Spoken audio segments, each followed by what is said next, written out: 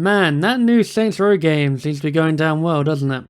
Yeah, I don't think that's going to get a sequel anytime soon. Sequels are a tricky ordeal. Obviously, the goal of a sequel is to break the expectations of the original and provide fans with more of what they love. But sometimes, it's not always going to turn out the way the devs expect. For one reason or another, the game just fails to meet the expectations of the fans, and the overall enjoyment is just on par with the original.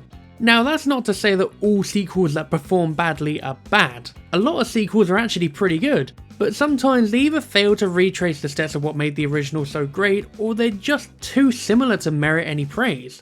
They can definitely be a fun experience, but they don't hit that same level of enjoyment as before. I can think of a few games that do this, but a recent example for me is easily Rage 2. While not the greatest game in the world, I found Rage to be a rather enjoyable game back when I played it on the PS3 and finished it on the Xbox 360. Don't ask why I swapped platforms. From the scores the original game got, it seemed like it did pretty well back then, but I remember a lot of my friends on the internet saying that, yeah, the game's okay, but it's average at best. And they're definitely not wrong. It's certainly a pretty average game, but it's a good kind of average. It's a game you could pick up, play a couple of times, and then just forget about it for a couple of months, and then come back to it later with no hassle. Easily one of my favourite aspects of Rage was the art style, which I absolutely adored to this day. It really did help complement the world that Rage was setting out to make. Now, I won't lie, I'm a sucker for cel-shaded cartoon games in general, but something about the way Rage portrayed their world, it just felt unique to me. And then Rage 2 just went and threw that all away. I don't know about you, but Rage 2 to me felt like the developers just looked at what was charming about the original game and went, you know what, this is kind of crap, let's just make Far Cry in a desert and call it a day. Rage 2 has no personality to it. It is a bland, boring, open world FPS that at best has decent gunplay because it's similar to recent Doom games. But when the game itself and the world is, frankly boring, that gets old quite fast. I remember the day they announced Rage 2 and I was over the moon that this was finally a thing. A niche game I loved was coming back. How could they mess that up? And then they showed gameplay and I went from excited to, yeah, this is okay, I guess. I'll play it in chunks like I did with the original. And then I played the game, and after about 20 minutes I was like, yeah, this sucks. It's honestly a shame that this happened. Personally, I think it ended up this way because the developers who made the sequel were not the same developers who worked on the original. Rage was made by id Software, while Rage 2 was made by Avalanche, with some input from id Software, and it clearly shows. But that should be expected in a way. These are different people, it's a different business, they're going to have a different vision. But then sometimes we have a case where the main studio just panics and gets a fun case of imposter syndrome, like with Medal of Honor. Medal of Honor was a classic series. Emphasis on the word was. I loved this series growing up. Before the world was bombarded with the yearly series of Call of Duty, Medal of Honor was the big thing. I can even remember my dad going to buy a bunch of these games when I was growing up, with Rising Sun being one of my favourites. Looking back at it now, the games have definitely shown their age, but there's a nice nostalgic feeling to them. Before the time of online multiplayer, Medal of Honor strived on its single player campaign with a core focus on the action, making it feel like you were playing a movie. Funnily enough, this is the series that kickstarted the creation of Call of Duty as well, which I guess you could say heavily backfired for them, as originally Call of Duty followed the trend set by Medal of Honor, being focused on the single player campaigns with a fun quirky multiplayer to the side. And then they made a little game called Modern Warfare, and this is where Medal of Honor started to suffer from a major identity crisis. Modern Warfare had turned out to be a huge success, and with Medal of Honor now being overshadowed by not just Battlefield but Call of Duty, they had to change up their own tactics to keep up with the rest of the crowd. And in 2010, they attempted to reboot Medal of Honor with Medal of Honor. Medal of Honor. Yeah, that one. It was a modern reboot set in Afghanistan, and I personally think it was okay at best. It was a little weird. The multiplayer was developed by a different company on a different engine, but 2010's Medal of Honor was a fun campaign to play through. It was still a little over the top like modern shooters at the time, but there was still that little dash of charm that the previous games had. And then they destroyed it with Warfighter. What happened here?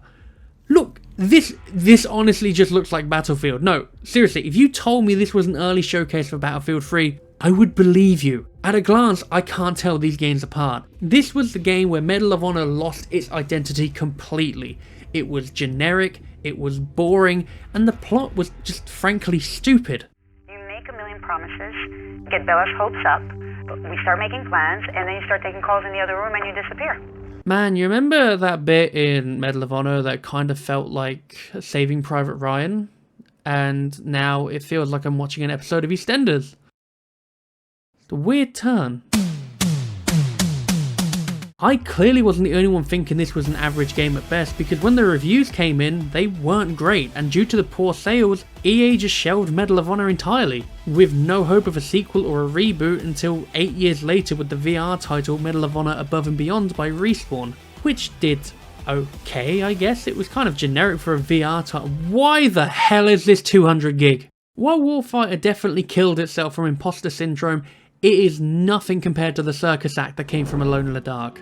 Alone in the Dark is a series I imagine you've probably at most heard of but never played. It's a series that is definitely overshadowed by the more popular titles in the survival horror genre like Silent Hill and Resident Evil, as they are quite iconic. But did you know they didn't actually invent the term survival horror? It's actually considered that Alone in the Dark started everything, even with the original inspiration of Resident Evil coming from Alone in the Dark. I've not played much of the original titles myself, but you can easily see the similarities, in more ways than one.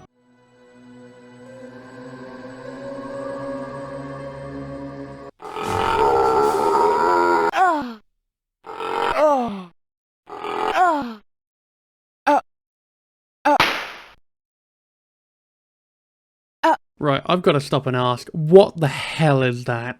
No, seriously, what is it? It scares me. I guess you could say he really fell for that one. Don't leave. While a lot of people consider these ones to be the better games of the series, I wasn't introduced until Alone in the Dark 4: A New Nightmare, which in a way I guess was the first reboot of the series, with another reboot arriving in 2008 called Alone in the Dark, which, I'll be honest, I don't really know much about, but I imagine it was okay at best. But that's not why we're talking about Alone in the Dark, it's the final release that takes the cake. I don't know how they did it, but whoever made this game royally fucked up. Alone in the Dark Illumination is a game that not only suffers from an identity crisis, it can barely keep itself together. It seems like this awkward mix of Alone in the Dark, Alan Wake, and Left 4 Dead, which in theory should work. But clearly something went wrong. I couldn't even tell you what the plot of this game is even after playing several hours of it. At most I can tell you the core gameplay is pretty much like Left 4 Dead. You pick one of 4 classes and go from point A to point B doing a couple of objectives in the middle. And that's it. I can't oversell it, even if I tried, as the game barely achieves this basic function. The game is incredibly buggy. It's a miracle this thing never crashed when I played it. In my time of playing this, I've seen enemies fly through the walls, maps not loading properly, animations breaking, and best of all, objectives not even progressing. This game is that bad that the Wikipedia page even mentions that members of the community act like this game never happened. You know you royally fucked up when the community of a game that's dying for a new installment just flat out ignores you and kicks you out of their fan club. But I mean, it's not all bad. Recently THQ Nordic acquired the license for Alone in the Dark and they've announced that they're making a reboot or a remake of the first game, and it looks promising. I just wish Dead Rising got the same treatment. Yes, we're going to be talking about that game again. I adore Dead Rising. I shouldn't need to overstate that. It is easily one of my favourite series to date. Dead Rising was a series that to me stood out above the rest when it comes to sandbox zombie games. You're trapped in a mall, it's infested with zombies, and everything you can find is a weapon. It was pretty much just Dawn of the Dead the video game. But I should mention, not legally. Dead Rising 1 was and still is the peak of the series, but it was when Blue Castle Games stepped in with Dead Rising 2 where the series really took off. They introduced a great follow-up that was more of what you loved, with new mechanics that improved the gameplay, and best of all, it introduced co-op, and people loved it. So much in fact that Capcom just bought out Blue Castle and turned them into Capcom Vancouver, and the future looked great. We had Off the Record, Case Zero, Case West, and even 3 was amazing experiences. And then it fell apart with Dead Rising 4. I don't need to repeat myself on this one, but Dead Rising 4 is bad. I've played worse games for sure, but the fact this game just exists and calls itself a Dead Rising game hurts to me. A big thing in the interviews they were focusing on was how Dead Rising 4 was meant to be the game that focused on what made the original so great. It was the anniversary, they're trying to celebrate what made Dead Rising Dead Rising. Frank is back, it's in Willamette Mall, but it's not like you'd expect. We're going back to the roots of Dead Rising. And when I say we're going back to the roots, I meant we dug it up from the roots and killed it. Dead Rising 4 has nothing from the original that made it great. The psychopaths, an iconic staple of the franchise, were gone. No more Antoine the Chef or Adam the Clown. Instead we had generic Santa Man and Biosuit Guy. The timer was removed, the survivor escorts were scrapped, and worst of all, they've ruined Frank. Where are we going anyway?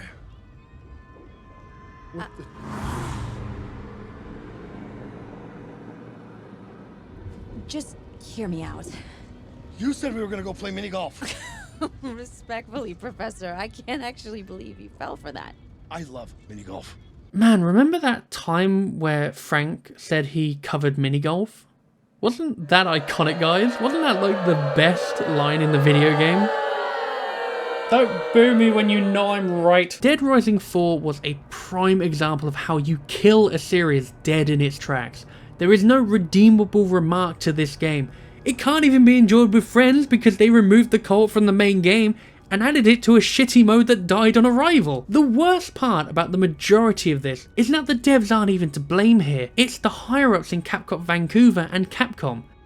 Dead Rising 4, the released version at least, was a rushed job that clearly shows, and it was for the dumbest reason. If you watch a video by Did You Know Gaming where they cover the behind the scenes of Dead Rising 4, it turns out that some jackass went, "Hey, Dead Rising is a great game and all, but what if we just made a reboot and called it Dead Rising but made it like, I don't know, The Last of Us?" That sounds terrible. Capcom won't be happy with this. I'm going to Uranus Zone. Nah, they'll love it. Well, they hated it, and I've been fired. Wait, They also told me while kicking me out of my office that you need to make Dead Rising 4 by winter. we meant to what? How are we supposed to do that? I don't know, good luck. Capcom knew this was going to be a disaster, and I think at one stage everyone who worked on it did as well. I'm sure you've heard the aftermath of Dead Rising 4. Dead Rising 5 was planned to continue the story of Chuck and his daughter, but was ultimately scrapped, and Capcom made the decision to shut down Capcom Vancouver in September of 2018. Sadly, Dead Rising never got a happy ending. To this day, we've never seen it return, and I somehow doubt we ever will. I think the only good thing to come out of the disaster of Dead Rising 4 was Capcom learned a valuable lesson of taking more care of their franchises. And this started their current streak of making a bunch of great games again. We went from the awkward Resident Evil 6 to the phenomenal Resident Evil 7, Devil May Cry 5, Resident Evil Village, and even the remake of 2 and 3 were fantastic. And the future looks bright for the remake of 4 and whatever they have planned in store for 9. So I think it's safe to say that Capcom learned a very important lesson about respecting their IPs. And that day, they never made a stupid mistake again.